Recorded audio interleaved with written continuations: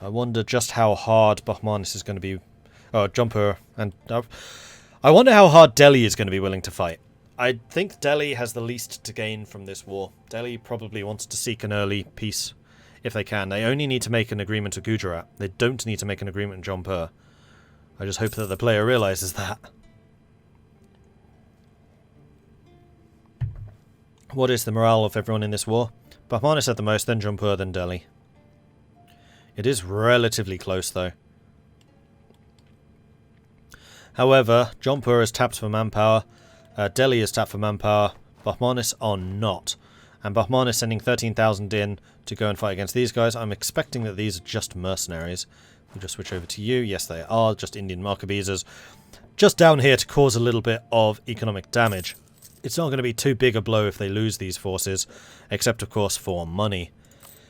Jaunpur now being 4 loans in debt, so that is 600 ducats in debt. Delhi, meanwhile, still no debt, actually earning money as this war goes on. We have another battle. Bahmanis charging in against Sindh, who are going to be sent packing. Jaunpur and Gujarat trying to decide whether to join or not, and that is actually a stack wipe against Sindh. That is a huge blow for the Jaunpur sides. I think Jaunpur being off-put by Gujarat, jinxing in and out because of AI madness. I think it probably would have been in Jaunpur's favour to jump in that fight. And then once they're in the battle, Gujarat's going to be more likely to be drawn in as well, because the weightings will be more in their favour. Hormuz is quite big. Yeah, Hormuz has had a great game, having taken out Oman.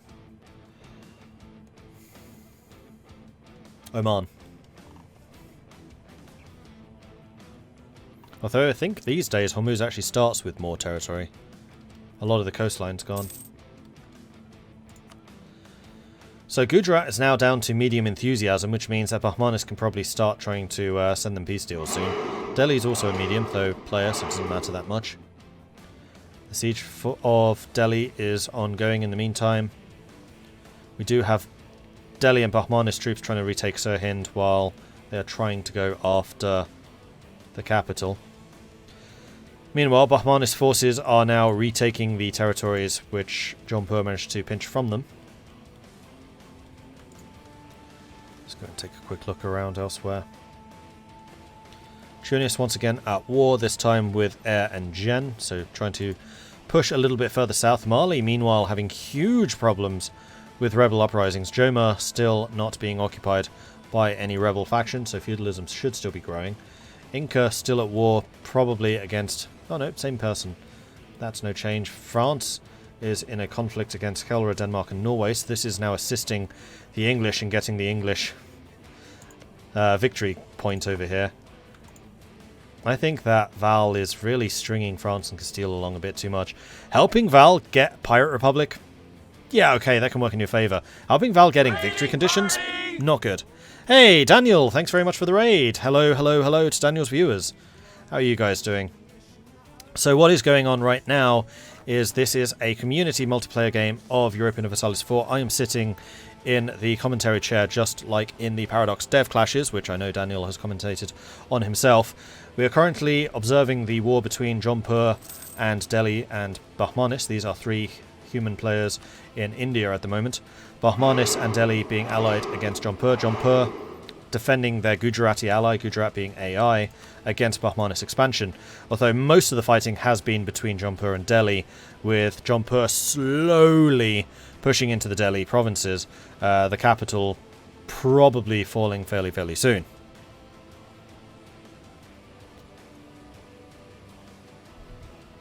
Shouldn't the Viking be the one doing the raiding, not being raided? I think they're just trying to get a bit of revenge. Partastic, thank you very much for the follow. Welcome to the channel. And Don't Care, thank you very much for the follow. And from an hour ago, Foot, thank you very much for the follow. Welcome to the channel. What did Sweden get out of the war? I'll take a look in a moment. I'm interested to see if Bahmanis try to launch a rescue mission to relieve the siege of Delhi, but it doesn't look like they're really willing to bleed too much for that. Currently we have Bahmanis forces trying to retake the territories here, which are still being cored. Madurai is currently helping out in the war against them. Where is Bahmanis' army? There. So we do have a small force of Bahmanis moving north, but there are now 48,000 troops sitting on Delhi. Most of them AI, admittedly. We do have a couple of Delhi mercenaries taking out a couple of Delhi's lower provinces there, much like they were doing some economic raiding against Bahmanis while Bahmanis was busy defending Delhi. The Bahmanis troops now being in this fog of war down here. There is another... Oh no, it's only 2,000. I thought that was 27,000 men down there. I was like, oh, that's impressive. So the race between Sirhind and Delhi is on. Delhi fell first. Are these going to go and try and relieve the siege of Sirhind? They are moving north. Jaunpur trying to get into position to do that as quickly as they can. Are they going to be in time, though? Bahmanis, meanwhile, marching north, 13,000 men. Where are the rest of them? I'm sure they have more. They have another 9,000. Oh, the 9,000 already there. So those are the troops in Sirhind. It does look like battle is going to be joined here. And boom, the relief forces have arrived. We have 30,000 against 30,000. Both sides taking 1,000 men losses a tick. Bahmanis still with the superior morale. 13,000 more Bahmanis on the way in. We do have Sindh coming in as well, but I think that if these guys arrive, that will be enough to swing it. It does look like Jaunpur are on the verge of being sent packing, these 13,000 just being on the absolute outskirts, and yes, Jaunpur's armies defeated for the first time this war. I mean the big Jaunpur army, the majority of which are now mercenary. Jaunpur is really starting to struggle in terms of manpower, although their economy is looking a little bit stronger, but they do still have an awful lot of loans.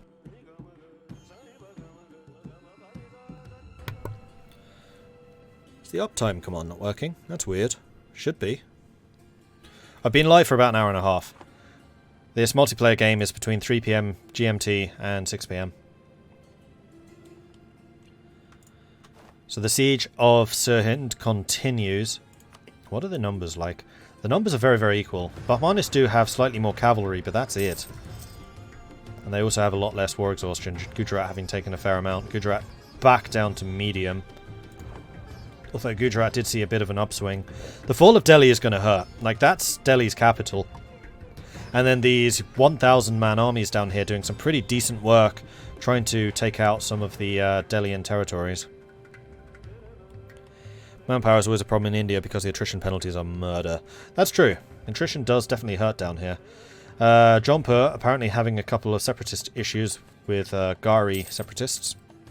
But they do have a large force ready to go and intervene. Meanwhile, Gujarat actually retaking territories that they had previously lost. The Bahmanis forces very much being up here helping out Delhi at the moment. 20,000 against 12,000. They do have superior morale, so this shouldn't be too bad a fight for these guys, especially because this is a defensive siege, because this is a Jaunpur fort. And there we go, rebels sent packing. That should be an end to that. Right, let's go and take a look at what Sweden took from Denmark. Sweden actually took more land from Norway rather than Denmark, although Sjælland has fallen to Holstein? Oh, Holstein is now a Swedish vassal. That's interesting. So Sweden took Holstein as a vassal from Denmark and then fed them Denmark's capital. Because why not? Meanwhile, what other wars? How is the war over Helra and Denmark between France, Castile and England going on? It does look like an English blockade is ongoing. England has now taken Gotland, so that's going to be the second of the 2 victory points in this area that they could have taken. Sorry, I need to keep an eye on this. This is the player war. And I really do wonder if anyone's going to step in and try and stop England from just dominating everything. Like, France and Castile is completely playing into Val's lap here.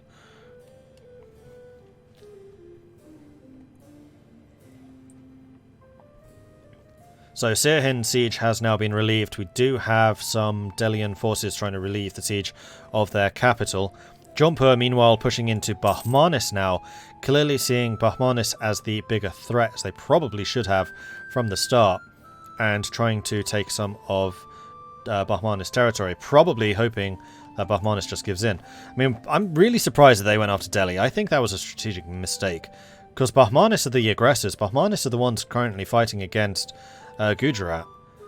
I suspect that all they really needed to do was just keep a hold of central Doab and just keep on relieving the siege if Delhi sieged it. And I'm not sure that they would have. Because Delhi gains nothing from this conflict.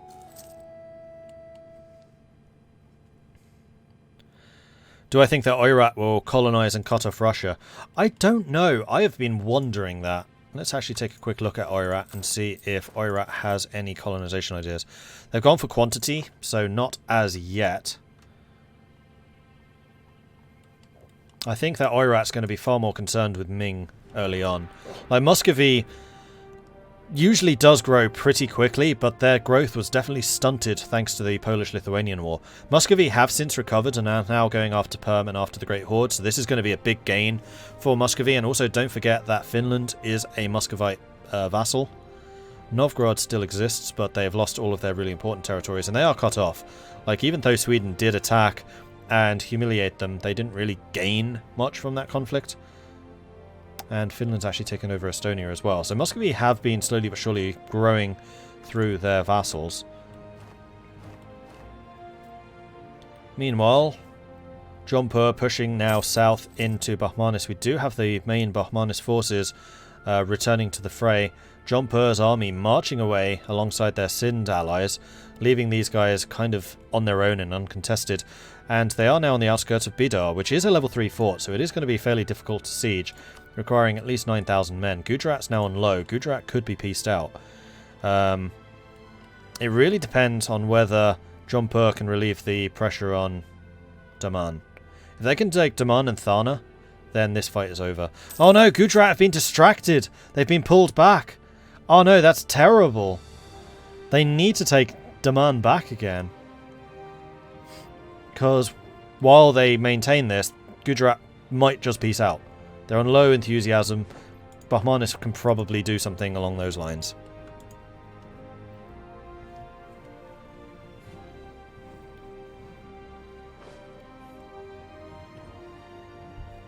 Is Andhra a Bahmanis ally? Bahmanis allies are currently Delhi and Mewar. So no. Bahmanis just clearing up a couple more of the mercenary forces down here. Jaunpur forced to take out another loan. They are now 1,000 ducats in debt. Meanwhile, Bahmanis still not in debt. They have a lot of money. They are getting subsidies from the Mamelukes, of all people. So the Mamelukes deciding, you know what, I want to have a hand in what happens in India. I want to make Bahmanis a strong Muslim ally as a counter probably to the Ottomans, because there is absolutely no love lost between these two sides. Theodora, Najd and Tunis allied with the Ottomans. Morocco and Ajam allied with the Mamelukes. They have absolutely nothing in common at all. Actually, one thing which I'm curious about is what's the trade situation down here like? Because very often the Ottomans can steal quite a lot of money from Alexandria.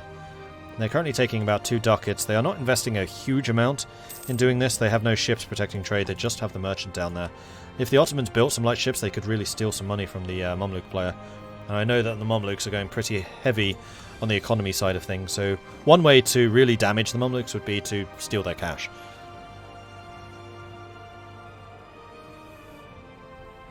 I see what Jaunpur is doing. They're just going around fighting whatever Bahmanis is not. Maybe they realise they cannot win in a fight against the Bahmani morale. Probably.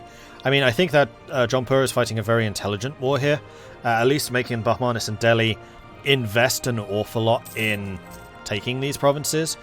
But they are slowly but surely taking Gujarat out. But they are definitely making them pay for this. Bahmanis manpower is now tapped, so Bahmanis are going to be relying on mercenary forces, and they are indeed starting to get a couple of those. Up till this point, they have been entirely regular forces. Jaunpur, meanwhile, expanding out towards Sirhind once more. Delhi remains in their hands. Delhi sitting not too far away. Probably frowning upon the fact that Sirhind is once again currently going under occupation. But I am concerned about the amount of debt Jaunpur is going in here. I mean, they are clearly concerned about Bahmanis expansion. I think Delhi should be more concerned than they currently are. This should have been a 3-way balance of power. Currently it's Delhi and Bahmanis, and I think this is going to play against Delhi. How's the tech doing? That's a good question, actually. We have No institution spread in India. Ajam, however, is slowly but surely getting the Renaissance, and they are expecting to get it by 1479. So that's only 3 years from now. So Ajam is definitely going to be getting Renaissance, then might try to sell it to India. I'm a little bit surprised that none of the Indian players have the advisor, which is required to get the Renaissance, which is either a philosopher or a natural scientist. If a player has one of those, then they can get a institution spread. Hoshikawa, meanwhile, in Setsu, also starting to see a spread of Renaissance, currently because of the natural scientist. And they would be the only one. We do have feudalism now in Timbuktu. Timbuktu does have feudalism, and it is starting to spread adjacent. So, Songhai does have high enough relations with Morocco to start the spread of feudalism, and then from there it's going to spread throughout West Africa, and then the Congo can get their hands on it and then start actually getting the Renaissance as well. I suspect the Ottomans are getting it through just natural growth. Yeah, they're already getting it. I'm mostly interested about the people outside of Europe and whether they're trying to get it at all. Like Oirat could be, but they're not. Hoshikawa, as we've seen, are. Malacca could be, but are not. And then none of the 3 Indian powers are. So one of the things that you need to know about this is we are playing with Mon Mod. It is the multiplayer institution mod which I made, and that basically stops you developing up for institutions. You cannot just spend development to get an institution. So to balance that and to allow the non-European players to actually get institutions, you instead need to use the natural spread mechanics. For example, I've added the ability to get Renaissance if you have a natural scientist or a philosopher. Grugi did tell me how to do that, so I could scale it depending on the level of the advisor. I have not done that, I just haven't had time. So this is purely if you have an advisor, yes or no.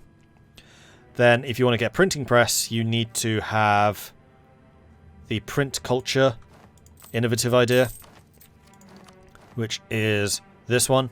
If you have print culture innovative, then you can start getting printing press, and that will actually spread pretty quickly. And then if you have completed exploration ideas, then you can get colonialism. Or if you have colonies in America. Either way will spread colonialism. So the... Hello. Hello. Hey Val, how's it going? Pretty good. Did you see my my war where I got Helra and almost Scotland? I saw you occupied them. What happened with Gotland? I didn't have coring range. Okay, yeah, that makes sense. But you did split them out as a minion. Oh, not a minion, just on their own, independent. Just an ally. I'm saving them for later. Yeah, I thought that might be the plan. And I saw you taking Helra. Like, France and Castile are just playing so into your lap right now. It's ridiculous. I don't think they have really any interest. Probably not. But I suspect that some of the other greater powers is here, around so will take notice. Hey, Castile. It finally happened. God, I waited so long. Oh, you got Aragon. You got the Iberian wedding at last. Finally. I kind of had written that off. I didn't think it would, because Aragon had an heir. Interesting. Yeah, dude died. He was like 72. Wow. Lasted a while. He finally died, and then he spent like 5 years in a regency before I finally got my EU. I am proper Spain-ish now. Ish.